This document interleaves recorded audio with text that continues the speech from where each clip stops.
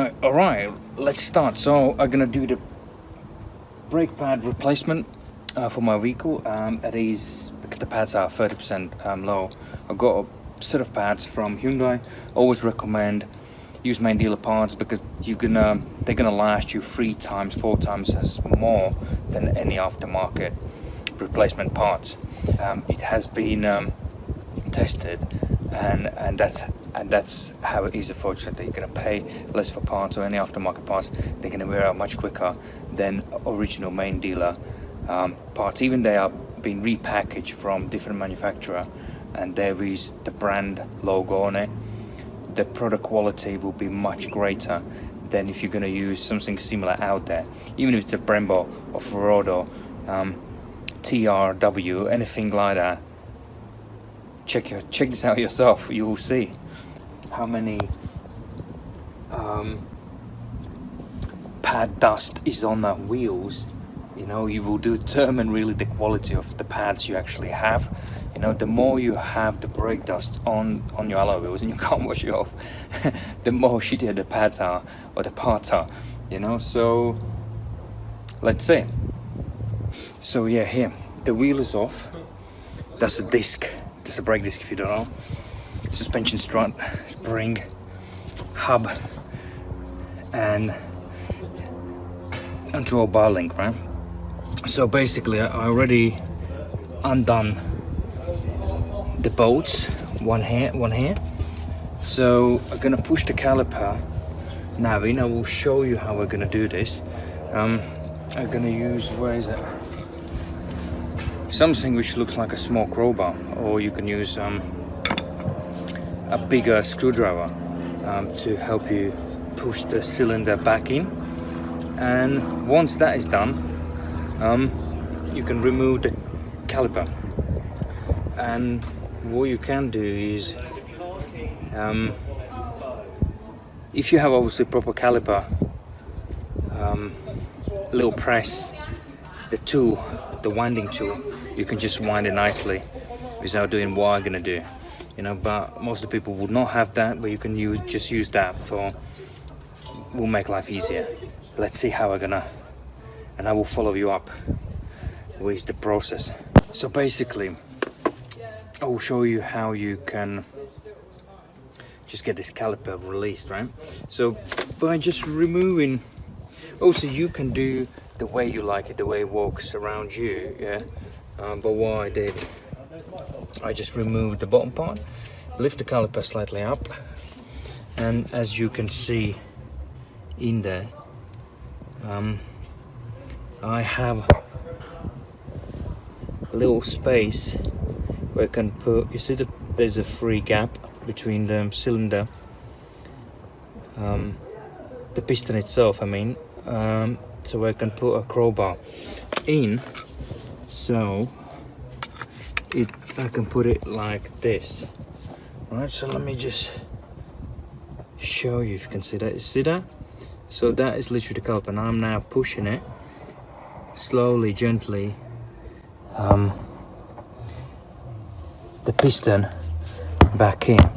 So, and I will show you once it's all the way in how it looks. So as you can see, obviously I'm not in a workshop. I don't have a hook where you can put like a hanging hook, like put it through here and just mount it and leave it hanging so it's out of your way. So I just have to carefully put it here on the side so it doesn't fall off. So regards to the caliper, you see the cylinder is nicely pushed in, so that's what I mean by pushing it in. And if you have a proper tool, you can just put it on and press it in. So what we're gonna do next, we'll have to just remove the pads. So the setup, once you remove the caliper, that's what you can see. And that's what's wrong with my pads. So we'll get them off, and we'll show you the new ones and the rest of the bits and pieces. Always recommend you just take the pictures, so just in case you don't know how to put it back.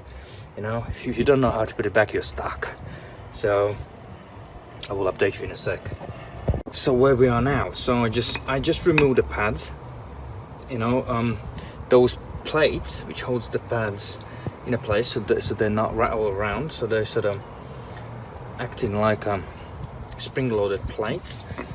So you also have springs as well, which not allowing the pads to rattle as well, when you're going over the potholes when you're releasing the brakes, so they keep them solid in a place. And also they more likely acting as when you're releasing the brakes, so actually they move the pads away from the disc so they don't touch it, they don't touch together.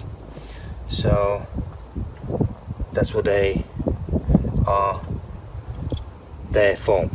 So make sure when you put in the new pads, you have everything new in the box. So you just want to replace everything, including every old bit, because you get a bit of heat.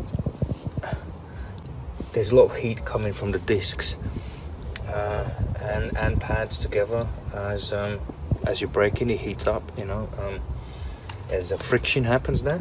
So let me set everything and I'll put everything back and I will update you, see how it looks and see if you can do it. The new pads are in, you know, only the springs, those top springs still will have to reuse the old ones as they don't come as part of the kit. So let me put everything back on. So the caliper should come on easily. Let me just move it in place.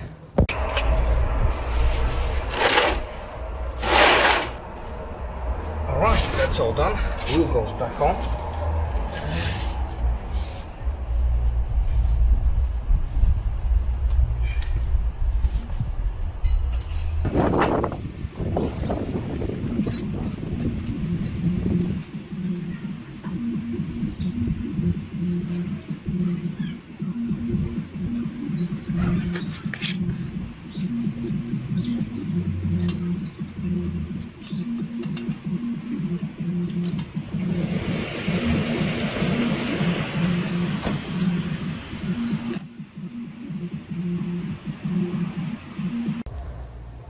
Alright, that's it, the wheel is on.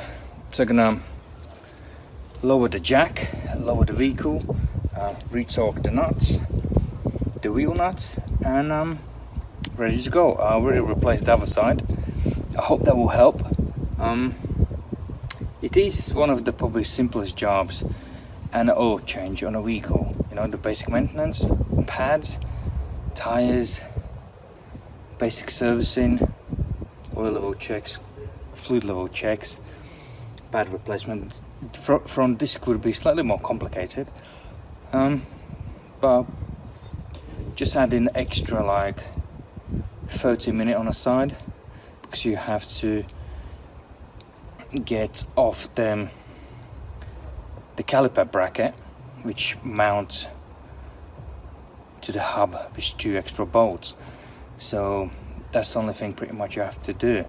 So that will be half an hour on each side. And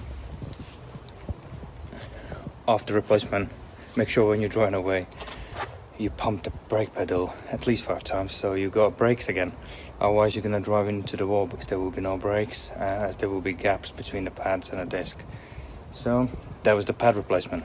Hope it helps.